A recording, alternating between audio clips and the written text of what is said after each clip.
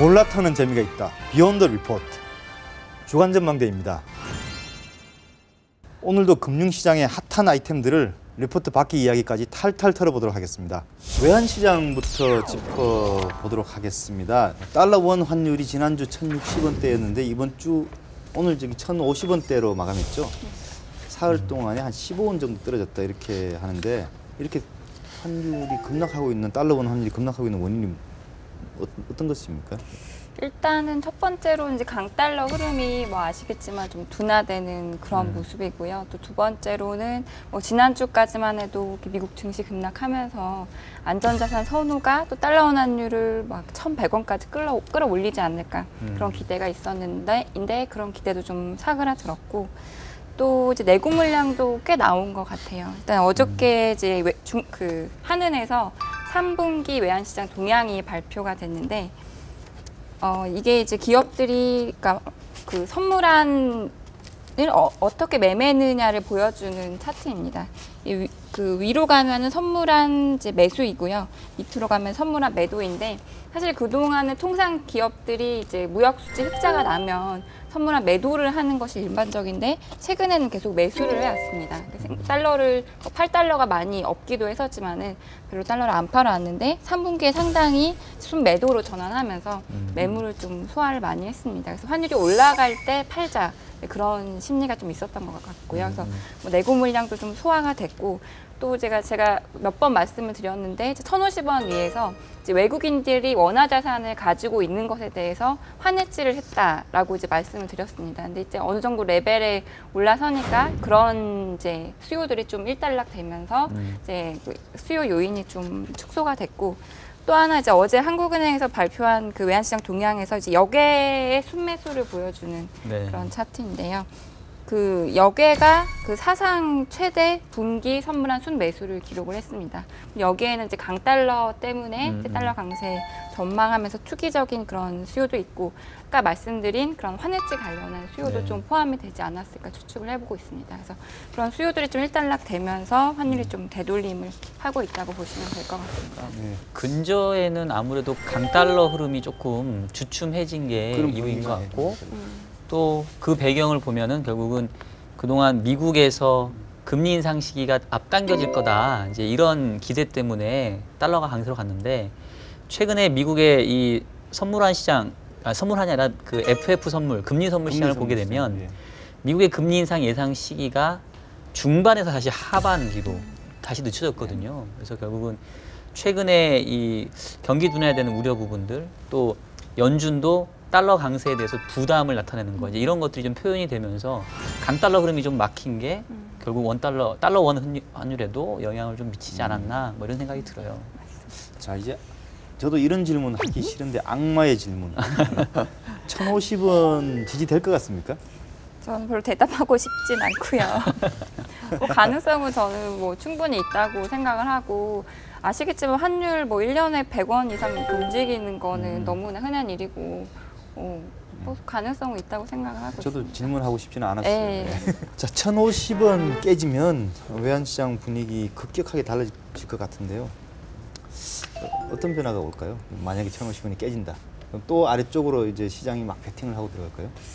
또 근데 강달러에 대한 기대가 있기 때문에 막 그렇게 공격적으로 매도하지는 않을 것 같고, 다만 이제 아까 그 외국인들이 그 환해지하려고 선물한 매수해놨던 거 다시 또 풀 수도 있거든요. 매도로 대응을 하면서 좀 하락 압력을 좀 가할 수도 있고, 그래서 뭐 다음 지지선들을 보자면은 일단은 이제 60주, 여기는 없는데 지금 데일리 차트입니다. 60주 이평이 1,050원 부근에 위치해 있고요.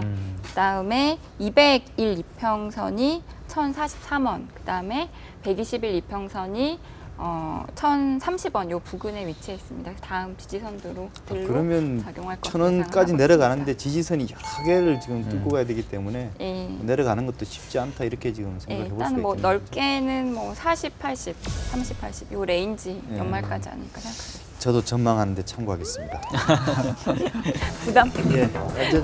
펌프 전쟁? 다른 쪽이 죽을 때까지 자기들 기름을 판다는 건데, 75분 밑에 내려가면 그때 되면 진짜 펌프 전쟁이든 치킨 게임이든 뭔가를 전 시간이 좀 걸려도 좋으니까 유가가 좀 내려갔으면 개인적으로 기름 넣을 때 최근 들어 이제 국제 유가가 심상치 않은데요. 이제 과거에는 심상치 않다 그러면 막 급등하는 걸 이야기했는데 지금은 아닙니다, 그죠? 최근 그 연일 최저점 찍으면서 하락세를 달리고 있습니다. 이제 80달러까지 근접했는데요. 오늘 주망대에서는 국제 유가의 하락 원인들 살펴보고 유가 하락이 글로벌 경제에 미치는 영향에 대해서 이야기 나눠보도록 하겠습니다. 사실 오늘 신윤성 박사님 모신 거는 그것 때문에 모신 거예요.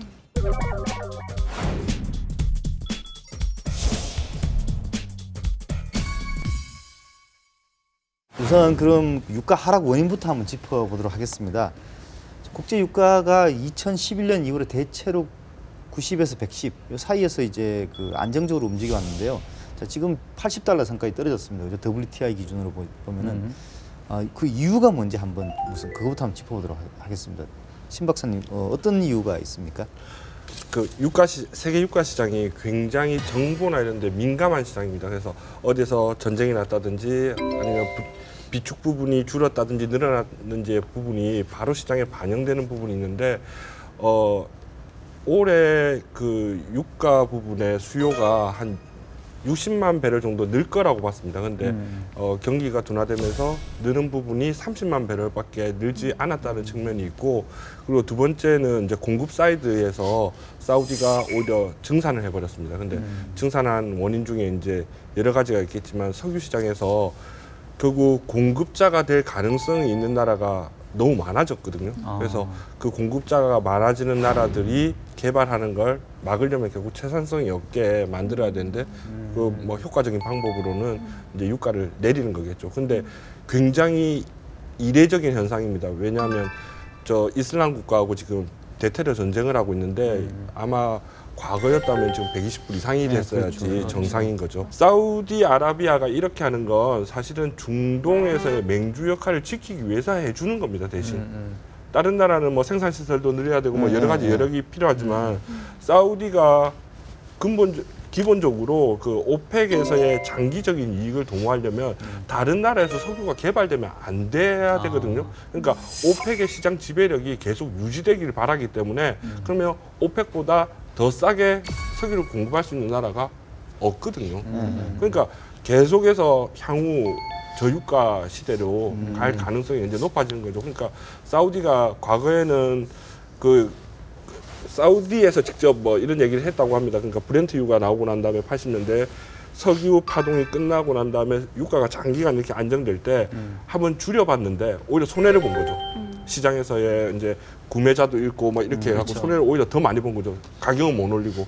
그러니까 차라리 이 시점에서 어차피 상대방 경쟁자가 시장에서 더 못 나오도록 시장 확실하게 낮춰가지고 그렇게 하면 사우디는 아마 전망이 이렇게 할 겁니다. 그러니까 미국에서 원유를 수출하게 되는 가격 자체가 가스나 세일 오일 개발에 한 95불 이상이 돼야지만 채산성이 맞을 거다라고 계산을 하고 95불 이하로 어떻게든 떨어뜨리기 위해서 이제 하고 있는데 뭐 확실하게 이제 떨어뜨려줘야, 그러니까 미국에서는 한 85불 수준에서는 세일가스나 세일 오일을 개발하는데 문제가 없다고 하니까 그 가격 이하로 이제 떨어뜨리려고 하는데 단기적으로 만약에 경기가 둔화가 되고 이렇게 하면은 더 많이 떨어질 수도 있겠죠. 그럼 뭐 70불이 가능할 건데 사실 국제 경기가 안 좋으면 뭐 한국은 수출로 먹고 사는 나라인데 굉장히 어려워질 수 있는 거죠. 최근에 이 벌어지고 있는 그 어떤 경쟁을, 그러니까 우리가 한쪽이 죽을 때까지 하는 게임을 치킨 게임이라고 하잖아요. 그렇죠. 예. 근데 이 원유 시장에서는 치킨 게임이라고 안 하고 펌프 전쟁이라고 얘기를 한다 하더라고요. 예. 그러니까 다른 쪽이 죽을 때까지 이제 자기들 기름을 판다는 건데, 이제 아까 박사님은 사우디아라비아가 이 오펙의 맹주로서 오펙을 지키기 위해서 이렇게 한다고 말씀하셨는데, 오펙 내에서도 각 국가별로 이 생산 단가들이 다르잖아요. 예. 그래서 제가 보기에는 사우디가 그렇게 다른 나라까지 배려한 것 같지는 않고, 과거 경험상 자기가 전략적으로 그렇게 하는 게 바람직하다라고 생각을 하는 것 같은데, 1980년대에 이 북해 유전이 발견이 돼가지고 유가가 이제 상당히 하락을 했었잖아요. 그때 사우디아라비아가 유가가 하락하는 걸 막기 위해서 한 75%까지 감산을 한 적이 있었습니다. 근데 사우디의 생각은 자기네들이 생산량을 줄이면 유가가 다시 좀 올라갈 거라 생각을 했는데, 가격 결정력이 그 그 사우디에 전적으로 있었던 게 아니기 때문에 그냥 가격이 계속 하락을 했고요. 그래서 결국은 사우디아라비아는 감산함으로 인해서 MS도 잃고 유가 하락을 막지 못해서 이중구를 겪으면서 재정 적자에 계속 시달렸거든요. 그래서 그때 얻은 결론은 지금처럼 이렇게 유가가 하락하는 시기에 오히려 더 MS를 지키는 게 장기적으로 낫다라는 좀 이기적인 생각에서 시작을 하는 것 같아요. 그 재정 균형 유가라는 게 있더라고요 보니까는요. 그래서 이제 그 아까 말씀하신 이제 국가별로 단가가 다 틀리지 않습니까? 그렇죠. 상황이 틀린데 그 재정 균형 유가가 이제 그 산유국들 순으로 이렇게 쭉 해서 보니까는요. 그 이제 그 산유국들의 평균 재정 균형 유가가 한 80 지금 이제 크리티컬한 레벨이 89달러 뭐 90달러 전후인데 80달러대인데 사우디가 그 레벨이더라고요 보니까. 그래서 보니까 사우디는 지금 굉장히 그 중간 레벨에 와 있고 근데 약간 제가 이제 봤을 때 재밌는 건 사우디 위에 굉장히 그 단가가 높은 나라들이 이라크, 이란 이런 100달러, 뭐 120달러, 130달러 이렇게 보니까 뭐 베네수엘라 이렇게 있고 그 사우디 밑에 있는 나라들은 UAE나 이제 아랍에미리트나 아니면 뭐 카타르 이제 이렇게 카타르가 제일 낮더라고요 보니까 그 굉장히 낮고 그래서 그냥 딱 그것만 놓고 봤을 때 드는 생각이 위에 그 이란이나 이라크는 지금 이러면 제일 좀 소위 이제 속된 표현일 수 있지만 후달리겠다 그런 생각이 들고 그다음에 그 물론 이제 저 또 가 있는 분한테 들었는데요. 또 거기까지 아니 뭐 사견, 아니죠. 사견. 쪽에 뭐 친척이 가 있어서 들었는데 그 카타르나 이런 나라들은 그 왕이 그 아까 사우디 밑에 있는 나라들은 소위 이제 기본적으로 먹고 사는데 이제 위에 나라들보다 좀 걱정이 덜한 나라들이죠. 그래서 거기는 왕이 뭐 자기 뭐 생일이나 아니면 기분 좋고 나면 전 국민한테 뭐 석유 잘 팔리면 보너스 네. 얼마씩 주고 전 그런 나라들은 국민한테. 그렇게 한다 그러더라고요. 그래서 그 나라들은 지금 아까 두 분 말씀하신 것처럼 약간 그 전략적으로 자기들은 지금 일단 약간은 출혈 그게 있어도 재정이나 경제가 크게 문제가 없으니까 그렇게 하고 하면은 이제 상위 경쟁자들을 좀 이렇게 어렵게 하는 뭐 그런 전략이 아닐까.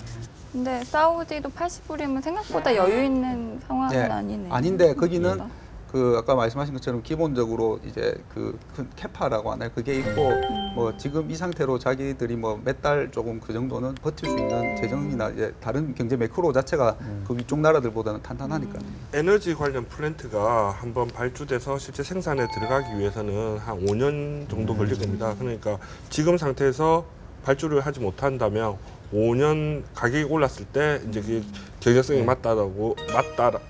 경제성이 있다라고 판단돼서 투자를 시작하면 5년 뒤입니다. 예. 그러면은 한 2년 동안 유지하다가 그렇게 하면 2년을 고생하고 5년 2배 이상의 시기를 갖다가 그 시장적 지배력을 가질 수 있으니까 그렇다면 뭐 굉장히 합리적인 거죠. 저축이죠, 알겠습니다. 저축. 예. 사우디 이제 입장에서는. 어쨌든 지금 우리 공급 측면에서의 지금 이야기들을 하고 있는데요.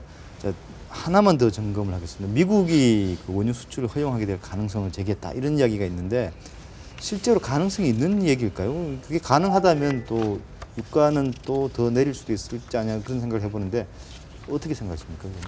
미국에서 원유를 수출할 건지 안 할 건지는 알라 신한테 물어야 되는지 하나님한테 물어야 되는지 잘 모르겠지만 정치적인 부분도 굉장히 고려를 할 건데 미국 국내 유가에 문제가 있을 것 같아요. 그러니까 미국에서 셀가스를 수출을 할 때 어떤 전제가 있었냐면 그 로비를 했습니다. 어떤 게 있었냐면 셀가스가 계속해서 생산되고 투자되고 뭐 미들스트림 중류 하류 부분의 시설이 깔리려고 하면 설문조사를 했는데 한 4.25 이상이 돼야지 계속 재투자가 될 수 있다.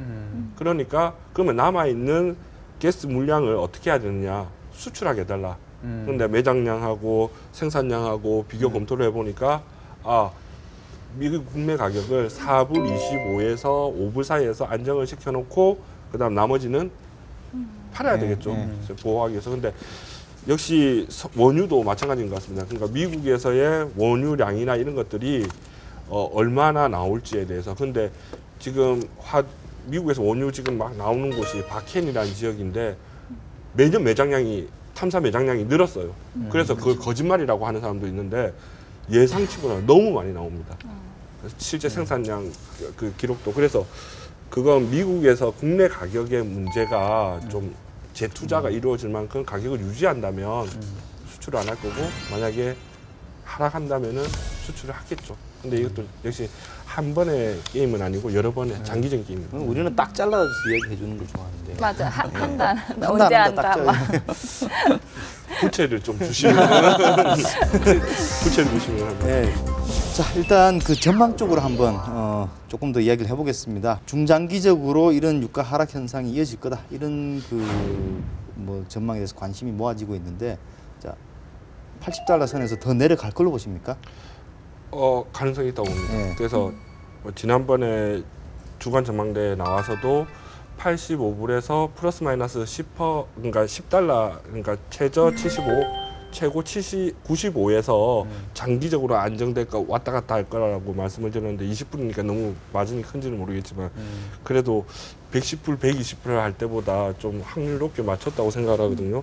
근데 75불 밑으로 가기에는 75불 밑으로 내려가면 중동 지역에 있는 NOC도 문제지만 엑슨모빌, 뭐 그다음에 쉘 그리고 쉐브론 같은 IOC도 굉장한 타격을 받습니다.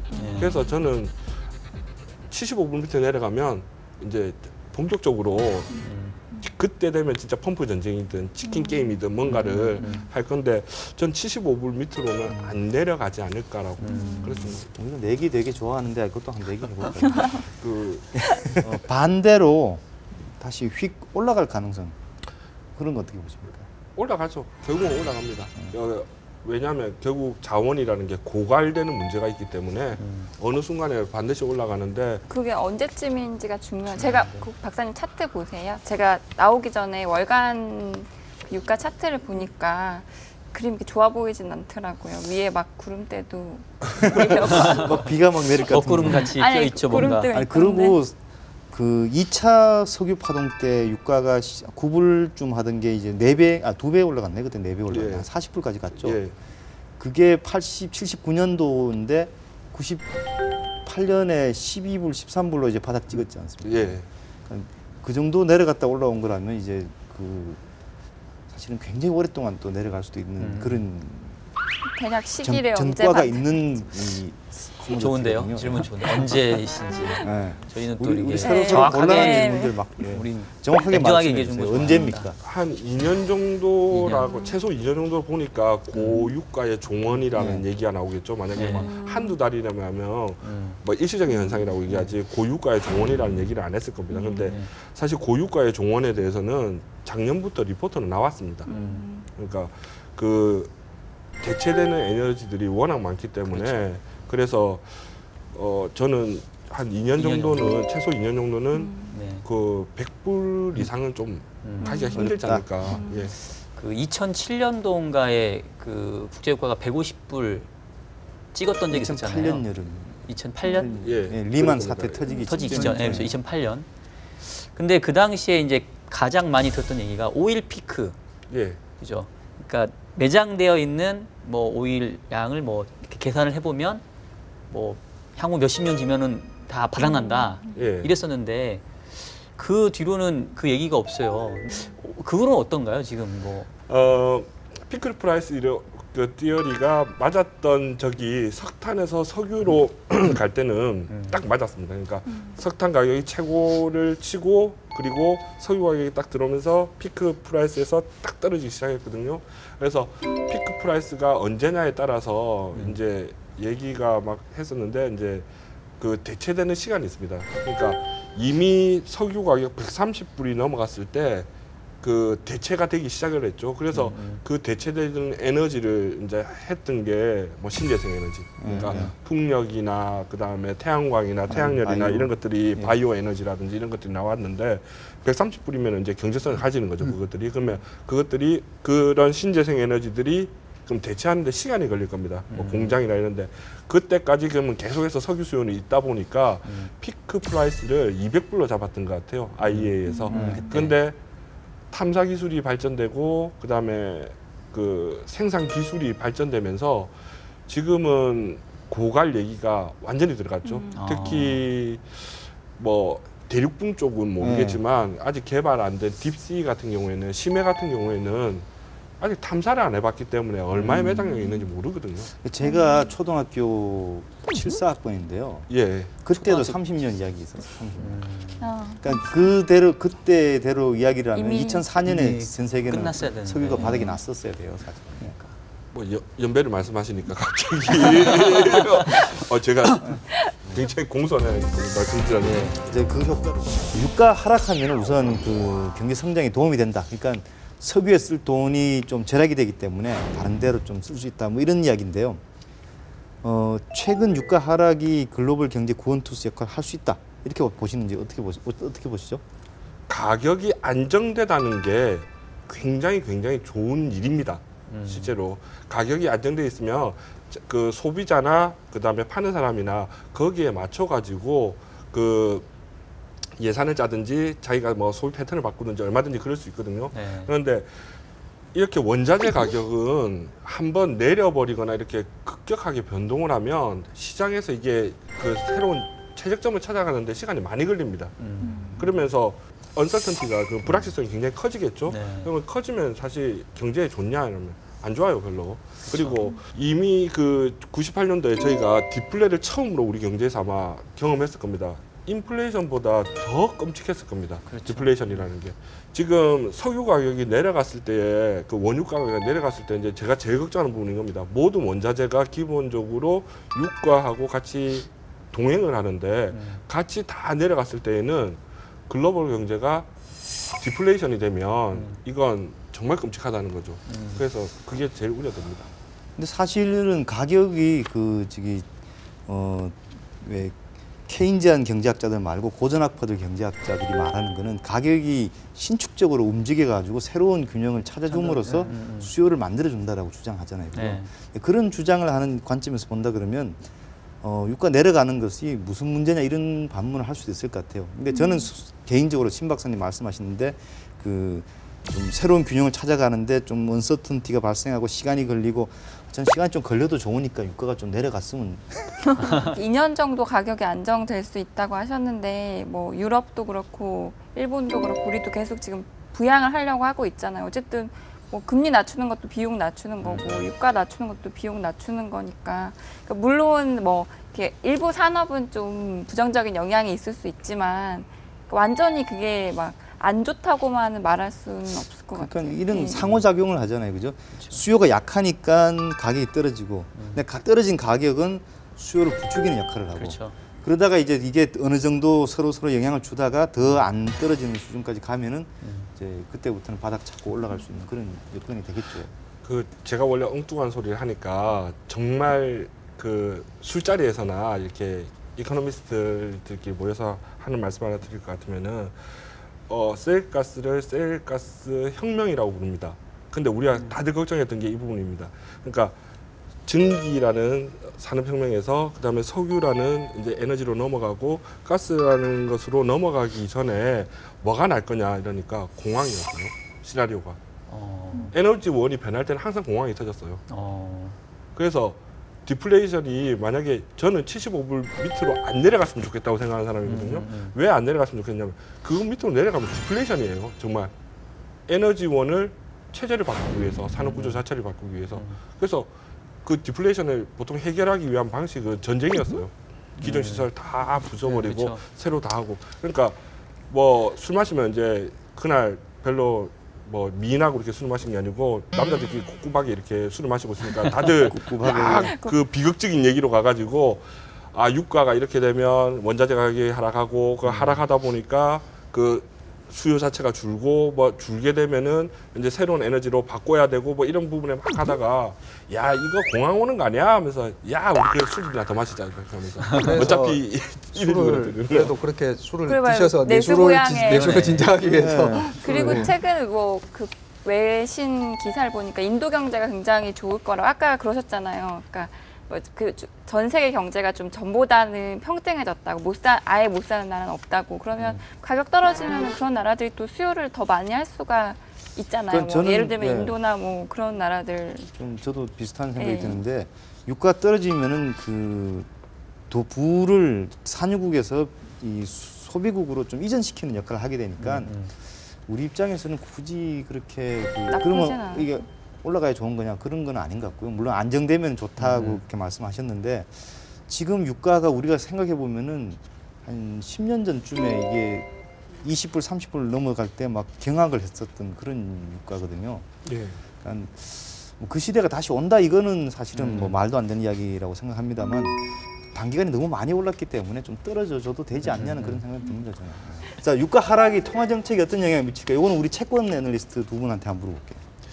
일단 그 뭐 유가가 여기서 떨어지면은 좀 죄송하지만은 한국은행에서는 내년 전망을 다시 한번 수정을 또 하셔야 될 일이 발생할 수도 있을 것 같고요. 내년 뭐 물가가 2% 중반대로 보셨는데 여기서 유가까지 떨어지면 아까 말씀드렸듯이 잘 아시겠지만 우리나라에서 물가에서 유가가 제일 비중이 크지 않습니까 보면. 근데 유가마저 떨어지면은 물가는 올라갈 수가 더더욱 없을 것 같고요. 그러면 또 디플레 우려가 나올 것 같고요. 그래서 그 통화 정책 측면에서는 유가가 떨어지는 게 그래서 지금 같은 상황에서는 그렇게 별로 달가울 것 같지는 않고요. 그리고 저는 우리나라 통화 정책도 그렇는데 유가 하락하면서 아까 미국 이야기하면서 한 가지 드는 생각이 미국이 이제 셰일 가스를 이렇게 수출하게 돼서 그러니까 그동안 그 수입국이었지 않습니까? 그러다가 수출국이 되면은 미국의 그 막대한 무역 수지가 적자가 이제 줄어들어서 물론 흑자까지야 뭐 바로 반전은 안 되겠지만 그렇게 되면은 내년에 뭐 달러 강세 요인으로 다시 작용할 수 있고 그럼 그거는 미국 금리 인상. 근데 우리는 유가가 떨어져서 물가 하락으로 돼서 이렇게 되면은 또 한미 통화 정책이 이렇게 어긋나는 그런 또 좀 요인이 되지 않을까. 다시 뭐 제가 기회 있을 때마다 얘기하지만 좀 물가 전망의 방법론을 조금 이참에 좀 바꿨으면 좋겠다 생각이 들고 기본 가정을 지금 이제 전문가 박사님께서 한 2년 동안은 유가가 올라갈 일이 없다고 하는데 80불대 중반에서라고 한다면 공급 측면에서의 물가 상승 압력은 상당 기간 없다라고 가정을 하는 게 합리적인 전망인 것 같고요. 그 상태에서 통화 정책을 펴야 될 것 같고 그렇게 보면은 이제 긍정적으로 보면은 통화 정책에 여력이 생기는 거죠. 그러니까 하느니 금리를 올리고 싶어하는 바이어스가 있으니까 지금 물가 하락이 부정적인 거지. 통화 당국 입장에서는 물가가 낮은 수준이라고 한다면 통화 정책에 여력이 생기는 거기 때문에 저는 그렇게 부정적인 건 아닌 것 같아요. 자기들 전망이 워낙 바이어스가 돼 있으니까 그렇지. 그래서 일단은 내년에도 그렇게 경기 여건이 좋을 것 같지는 않은데 만약에 유가까지 높았다고 한다면 통화 정책도 쓸 여력이 없는 아주 그냥 진짜 무방비 상태가 됐었을 텐데 그나마 유가가 조금 안정적인 게 통화 정책의 여력을 조금은 남겨주는 게 아닌가. 저는 그런 측면에서는 통화 정책에는 오히려 좀 긍정적인 방향인 것 같아요. 혹시 더 덧붙이고 싶으세요? 아니 없습니다. 예. 그럼 오늘 메인 토크 여기서 마무리하도록 하겠습니다. 신 박사님 제가 아까 답변 기회를 안 드리려고 신속하게 다음 질문 넘어가서 사과드리겠습니다. 아무튼 이제 메인 토크 여기서 마무리하도록 하겠습니다. 예, 수고하셨습니다. 감사합니다. 수고하셨습니다. 감사합니다. 네.